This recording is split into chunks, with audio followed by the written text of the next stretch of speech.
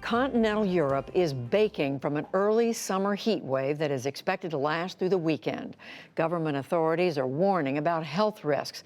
And as William Brangham reports, record temperatures are making for sweltering conditions in many cities where air conditioning is not common. The children seem to be enjoying splashing in fountains in Spain today. But underneath the bustle of summertime fun are families desperate to cool down. People like to stay in the swimming pool, river. There are no other solutions. Some even go to shopping malls to stay away from the heat. Temperatures here surged to a record 104 degrees Fahrenheit. People are struggling to escape the unprecedented heat day and night.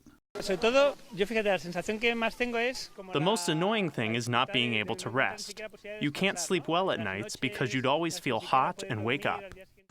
In France, classrooms are empty after officials closed or restricted some 4,000 schools as a safety precaution. Today was France's hottest day on record. Temperatures there reached over 114 degrees. A heat wave from sub-Saharan Africa has spread across large parts of Europe all week. The system spans from the UK to Italy to the Czech Republic.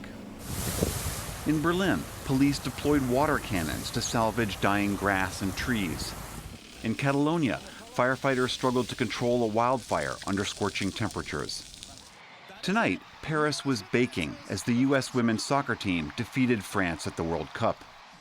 While it's difficult to attribute any particular weather event to climate change, there's growing evidence that climate change is changing the way the jet stream flows, and that can make these events worse.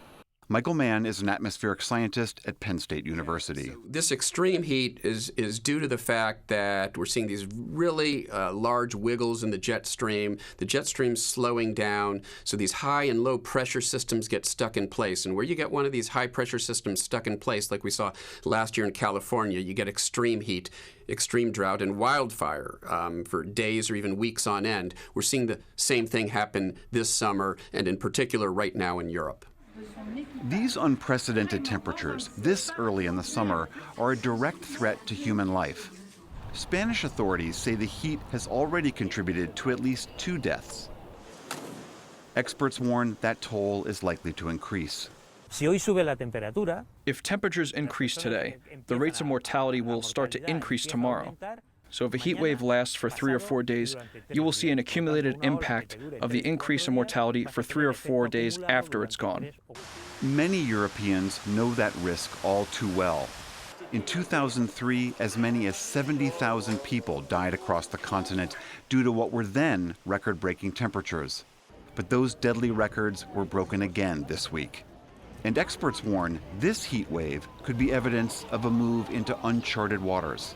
A heat wave of this amplitude in June is exceptional. We've experienced this in the past already, but it wasn't this intense. We should expect more intense and frequent heat waves with climate change because it will accentuate the extremes. I'd like to say that what we're seeing is a new normal, but it's worse than that, because a new normal implies that we sort of have arrived in a new regime and we just have to figure out how to deal with that new regime. That's not what's happening here. We will continue to see these sorts of conditions more often, and they will become more pronounced if we continue to warm the planet, if we continue to melt the Arctic. For the PBS NewsHour, I'm William Brangham.